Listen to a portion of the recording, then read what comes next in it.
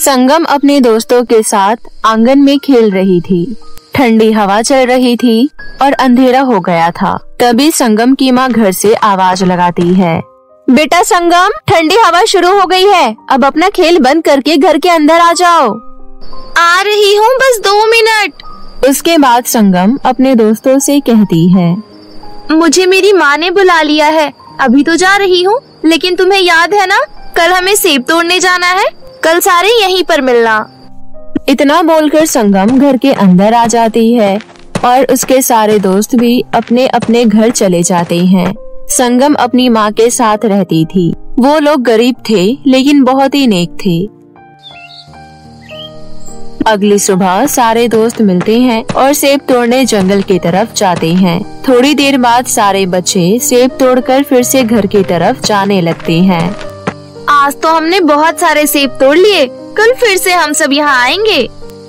उसके बाद अगले दिन संगम फिर से अपने दोस्तों से मिलती है और सब बहुत सारे सेब तोड़कर जमा कर लेते हैं। इस बार हमने बहुत सारे सेब तोड़ लिए हैं, थोड़े से हम अपने पास रख लेते हैं और बाकी गांव वालों में बांट देते हैं।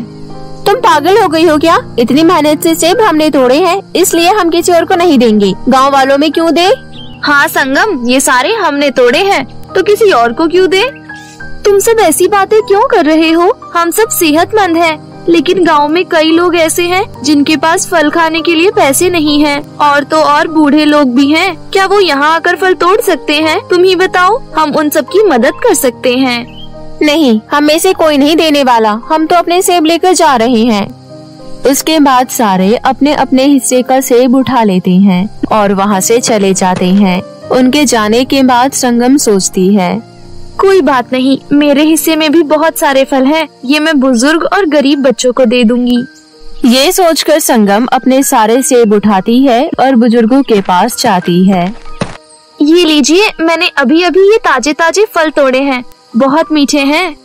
ये कहते हुए संगम अपने सारे सेब बुजुर्गों और बच्चों में बांट देती है।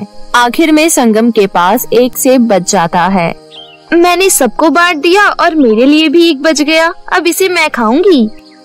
ये सोचकर संगम आगे बढ़ती है। तभी उसे एक गरीब बूढ़ी अम्मा रोकती है और बोलती है, बेटी, तुमने सबको सेब दे दिया लेकिन मुझे नहीं दिया।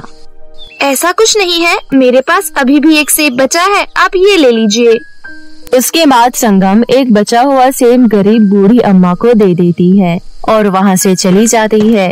घर जाने से पहले संगम एक पेड़ के नीचे बैठ जाती है और खुद में बोलती है, अभी तक मैंने अपने तोड़े हुए एक भी सेब नहीं खाए हैं। बचा हुआ आखिरी खाना चाहा तो वो भी अम्मा को देना पड़ गया, लेकिन कोई बात नहीं, कभी और खा लूंगी। संगम खुद में ये बोल ही रही थी, तभी सुमन और काजल आ जाती है। क्या हुआ, तुम्हारे लिए एक भी सेब नहीं बचे? नहीं। देखा, मैंने कहा था ना, गांव वालों को मत दो, किसी एक को दो तो सब मांगने लग जाते हैं। हमारे पास तो अभी भी बहुत सारे सेब हैं, बचे हुए सारे सेब हमने छुपा लिए हैं और तुम्हारे पास एक भी नहीं बचा। उसके बाद सारी लड़कियां हंसने लग जाती है और थोड़ी देर बाद वहाँ से चली जाती है। उनकी बातें सुनकर संगम दुखी हो जाती है और रोने लग जाती है। तभी वहाँ पर फिर से वही गरीब बूढ़ी अम्मा आ जाती है। क्या बात है बेटी, क्यों रो रही हो? मैं बहुत मुश्किल से जंगल से सेब लेकर आई थी, लेकिन खाने के लिए अब मेरे पास एक भी सेब नहीं बचा है। लेकिन मुझे इस बात का कोई दुख नहीं है। मुझे तो इस बात का दुख है कि मेरे दोस्तों को समझना चाहिए कि मैंने बहुत अच्छा काम किया है, लेकिन उल्टा मेरे ऊपर हंस कर चले गए वो। ये बोलकर संगम और भी जोर जोर से रोने लगती है। तभी अम्मा बोलती है, बेटी, रोना बंद करो, तुमने बहुत अच्छा काम किया है। मुझे तो हैरानी हो रही है कि इतनी कम उम्र में तुम इतनी समझदार हो। तुम अच्छी हो, इसलिए तुम्हारे साथ भी अच्छा ही होगा। चलो, मैं तुम्हें अपने साथ कहीं लेकर चलती हूँ। आप मुझे कहाँ लेकर जाओगी अम्मा? पहले चलो, फिर बताती हूँ। संगम अम्मा के साथ चल पड़ती है। अम्मा संगम को पहाड़ों के पास लेकर जाती है। अम्मा, आप मुझे पहाड़ों के पास क्यों लेकर आई हो? बहुत सवाल करती हो, शांति से चलो। थोड़ा आगे चलने के बाद एक बहुत बड़ी नदी नजर आती है। उस नदी में एक सूखा हुआ पेड़ था। अम्मा, इस नदी में तो सूखा हुआ पेड़ है। हाँ, चलो मेरे साथ नदी के अंदर चलो। उसके बाद दोनों नदी के अंदर जाते हैं। फिर अम्मा अपने हाथों में नदी का पानी लेती है और सूखे हुए पेड़ पर छिड़क देती है। तभी वो सूखा हुआ पेड़ हरा भरा सेब का पेड़ बन जाता है। अरे वाह, ये कैसे हुआ? ये सब छोड़ो, अब तुम्हें इस पेड़ से जितने सेब लेने हैं ले लो। जितना मन हो उतना?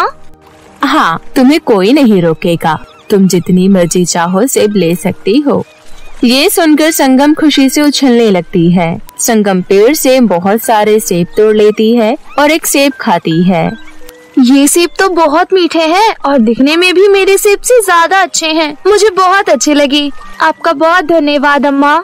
इतनी कम उम्र में तुम्हारी इतनी समझदारी मुझे भी बहुत अच्छी लगी है, इसलिए मैं तुम्हें यहाँ लेकर आई हूँ। अच्छा ठीक है, अब मैं चलती हूँ। अरे रुको, तुमने तो मुझे अपने बारे में कुछ बताया ही नहीं। वैसे तुम्हारे परिवार में कौन कौन है? मैं और मेरी माँ। अच्छा, तुम्हारे माँ क्या काम करती है? मेरी माँ तो मुखिया के खेत में काम करती है।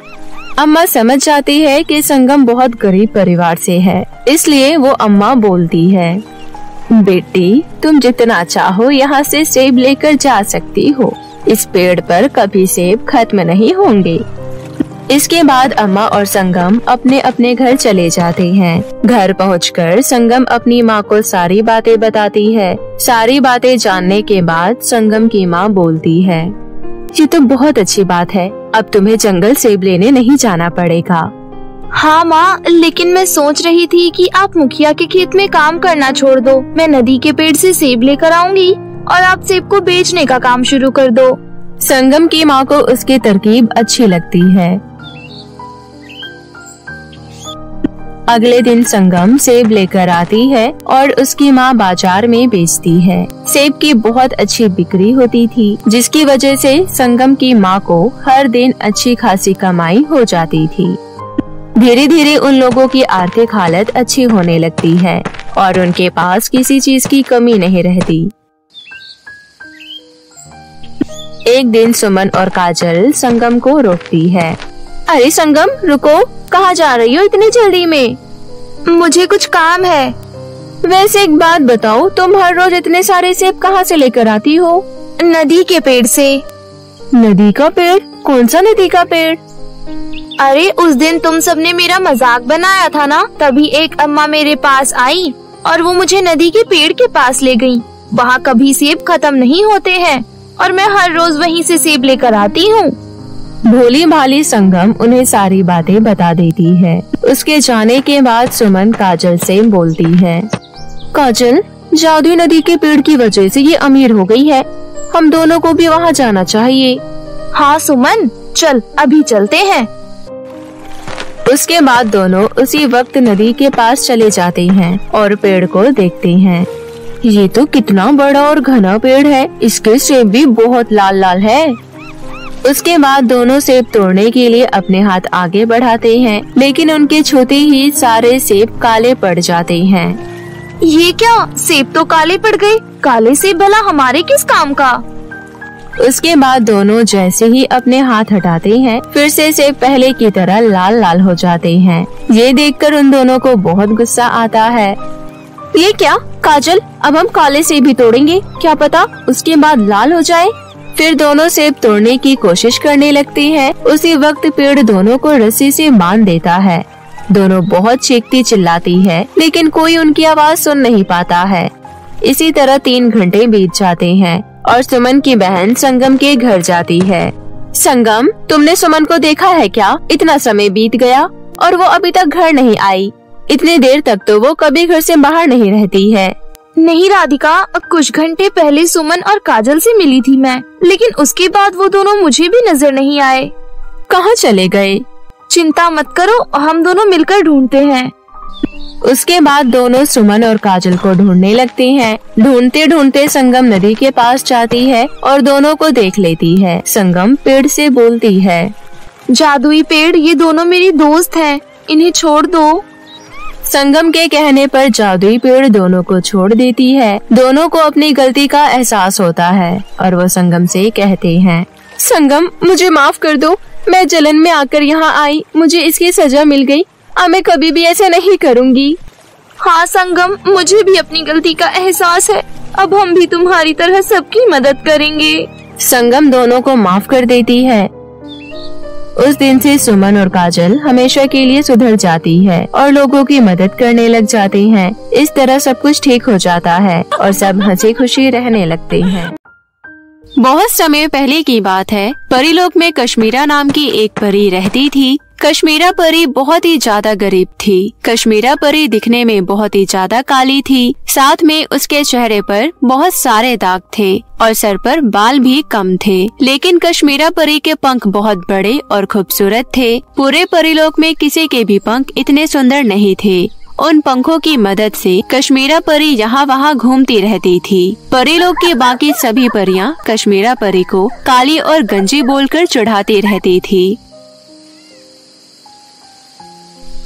एक दिन की बात है। कश्मीरा परी उड़ते उड़ते कहीं जा रही थी। तभी उसे आसमान में दो परियां मिलती है। उनमें से एक परी कहती है, अरे वो देखो, कश्मीरा परी उड़ रही है, काली और गंजी कहीं की। कश्मीरा परी, तू इतनी काली है, तेरे से शादी कौन करेगा?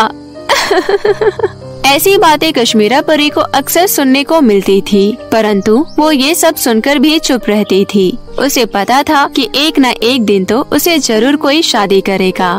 इसी उम्मीद में वो अपने दो बड़े बड़े पंख फैलाकर उड़ती रहती थी। इसी तरह एक दिन कश्मीरा परी अपने बड़े बड़े पंख फैलाकर आसमान में उड़ रही थी। तभी उसकी मुलाकात रानी परी के बेटे युवराज से हुई। युवराज भी आसमान में घूम रहा था। कश्मीरा के दो सुंदर बड़े बड़े पंख देखकर उसे बहुत अच्छा लगा। वो मन ही मन सोचता है, अरे ये कौन है? मैंने तो इसे परीलोक में पहली बार देखा है। इसके पंख कितने ज्यादा खूबसूरत लग रहे हैं। इतना सोचकर युवराज कश्मीरा परी के पास जाता है और उससे कुछ बातें करता है। इसी तरह अब युवराज और कश्मीरा परी का मिलना जुलना शुरू हो गया था। इसी तरह काफी दिनों तक मिलते मिलते उन्हें एक दूसरे से प्यार हो जाता है। उसके बाद एक दिन युवराज कश्मीरा परी से कहता है, कश्मीरा, मुझे ऐसा लगता है मैं तुमसे प्रेम करने लगा हूँ। क्या तुम मुझसे विवाह करोगी? ये आप कैसी बातें कर रही हैं युवराज? भला आपको कोई विवाह के लिए मना क्यों करेगा? हाँ, मैं आपसे विवाह करने के लिए तैयार हूँ। उसके कुछ ही दिनों बाद युवराज कश्मीरा परी से शादी कर लेता है और उसे अपने घर ले आता है। कश्मीरा परी युवराज के साथ विवाह होने पर बहुत खुश थी, पर जब वो अपने ससुराल जाती है तो उसे देखकर रानी परी यानी कि गायत्री बिल्कुल भी खुश नहीं होती। वो गुस्से में युवराज से कहती है, ये किसको उठा कर ले आया बेटा तू? ये मेरी पत्नी है माँ। मैं इससे प्यार करता हूँ और हम दोनों ने शादी कर ली है। क्या तू इसे प्यार करता है? शक्ल देखी है तूने इसकी? कितनी ज्यादा बदसूरत है। काली तो इतनी है जैसे किसी ने इसको आग में पका दिया हो। तो इसे हमारे घर की बहू बना कर लाया है। शर्म नहीं आई तुझे? तूने हमारे नाक कटवा कर रख दी। रानी परी के ऐसे कटु वचन सुनकर युवराज को बहुत बुरा लगता है, लेकिन युवराज से भी ज्यादा कश्मीरा परी को बुरा लगता है, क्योंकि उसने सोचा था कि शादी के बाद सब कुछ ठीक हो जाएगा। रानी परी का ऐसा व्यवहार तो उसके दिमाग में आया ही नहीं था। शादी के बाद कश्मीरा घर की बहू नहीं नौकरानी बन गई थी। रानी परी ने कसम खा ली थी कि वो कश्मीरा परी को अपने घर से रफा दफा करके ही रहेगी। ये सोचकर रानी परी ने युवराज के कुछ दोस्तों को घर पर बुलाया और उनसे कहा, मेरी बात ध्यान से सुनो। तुम लोग युवराज के बहुत अच्छे दोस्त हो। वो तुम लोगों की बात जरूर मानेगा। तुम लोग जब भी युवराज से मिलोगे तब सिर्फ और सिर्फ कश्मीरा की बुराई करना। युवराज के दोस्त रानी परी की बात अच्छे से मान गए और अब वो लोग वही करने लगे। वो जब भी युवराज से मिलते एक ही बात बोला करते थे, क्या यार युवराज, तू रानी परी का बेटा है। परीलोक की बहुत सारी परियां तुझ पर मरती हैं। उसके बावजूद तूने कितनी बदसूरत परी से शादी कर ली है। दिखने में वो कितनी काली है और ना ही सर पर बाल हैं। हमें तो उसे भाभी कहने में भी शर्म आती है। पता नहीं तुझे उससे कैसे प्यार हो गया। तभी युवराज की दूसरी दोस्त बोलती है, हाँ यार, तू सही कह रहा है। मैं तो सोच रही हूँ अगर युवराज की पसंद इतनी बुरी है तो मैं इसके साथ रहना छोड़ दूँ। मुझे लगता है हमें युवराज से दोस्ती तोड़ देनी चाहिए।